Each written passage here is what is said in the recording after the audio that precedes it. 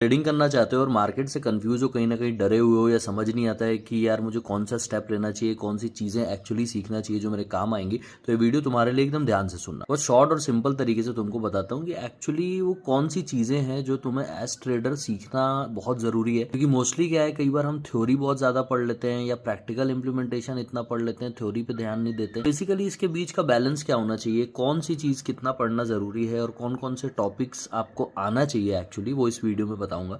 तो अगर उनमें से कोई भी चीज़ मिसिंग है तो उसके लिए तुम अच्छा मेंटोर या अच्छा कोच ढूंढ सकते हो। कुछ भी स्टार्ट करने के सबसे पहले तुम्हें ये पता होना चाहिए कि ट्रेडिंग के अंदर इंस्ट्रूमेंट्स कौन कौन से ट्रेड होते हैं, कौन से इंस्ट्रूमेंट में ज़्यादा वॉल्यूम रहता है जिसमें तुम ट्रेड करके पैसे अच्छे बना सकते हो। तो इंस्ट्रूमेंट की इन्फॉर्मेशन सबसे पहली चीज़ है। सेकेंड चीज़ ये है कि तुम कौन कौन से तरीके से ट्रेड कर सकते हो। बाइंग कर सकते हो तो बाइंग किस तरीके की कर सकते हो, सेलिंग कर सकते हो तो नॉन डायरेक्शनल करना है या डायरेक्शनल करना है, ये तुम्हें पता होना चाहिए।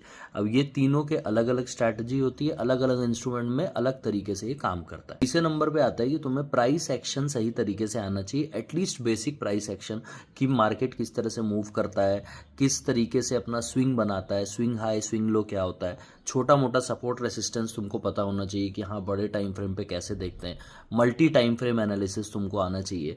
इसके अलावा तुम्हें पता होना चाहिए कि कौन सा वो करेक्ट लेवल है जिस लेवल से मैं अपना बाय करूंगा या मैं अपना सेल करूंगा। एटलीस्ट छोटा बेसिक नॉलेज प्राइस एक्शन का होना चाहिए। इतनी चीजें पता होने के बाद छोटे मोटे इंडिकेटर्स के बारे में बेसिक नॉलेज, जैसे कि RSI हो गया या फिर EMA किस तरीके से काम करता है, वॉल्यूम्स क्या शो करते हैं, ब्रेकआउट पे कैंडल किस तरह की बनती है, इन चीज़ों का एक ओवरऑल बेसिक नॉलेज होना चाहिए। इसके अलावा जो कैंडल की साइकोलॉजी है कि एक कैंडल हमको क्या बताती है, उसके बारे में एक थॉरो नॉलेज आपको ज़रूर होना चाहिए एज ट्रेडर। अगर तुम इसको समझ लोगे तो तुमसे जो सिली मिस्टेक्स जो नॉर्मल ट्रेडर्स कर देते हैं, कहीं ना कहीं गलत एंट्री लेते हैं उसके वजह से, उससे तुम बच जाओगे। तो अगर बेसिकली समराइज करें तो एक टेक्निकल अंडरस्टैंडिंग सबसे ज़्यादा ज़रूरी है कि किस तरह से मार्केट मूव करता है, इसका नॉलेज हमें हो जाए।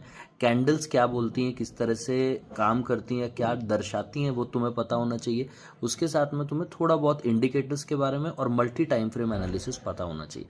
इतनी चीज़ें भी अगर तुम्हें पता है तो तुम बहुत इजीली कोई भी स्ट्रैटेजी किसी मेंटोर की अडॉप्ट कर सकते हो और अपनी स्ट्रैटेजी, अपना एक्सपीरियंस उसके साथ मिक्स करके अच्छी एक स्ट्रैटेजी बना सकते हो जिसपे तुम लॉन्ग रन प्रॉफिट बना पाओ।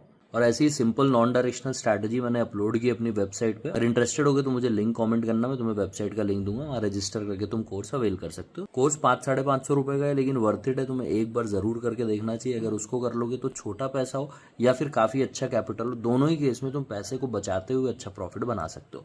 ऐसे ही ट्रेडिंग, इन्वेस्टमेंट, मेंटल स्ट्रेंथ और लाइफस्टाइल पे मैं बात करता हूँ, और सुनना तो फॉलो कर सकते हो। वीडियो पसंद आया तो शेयर जरूर करना।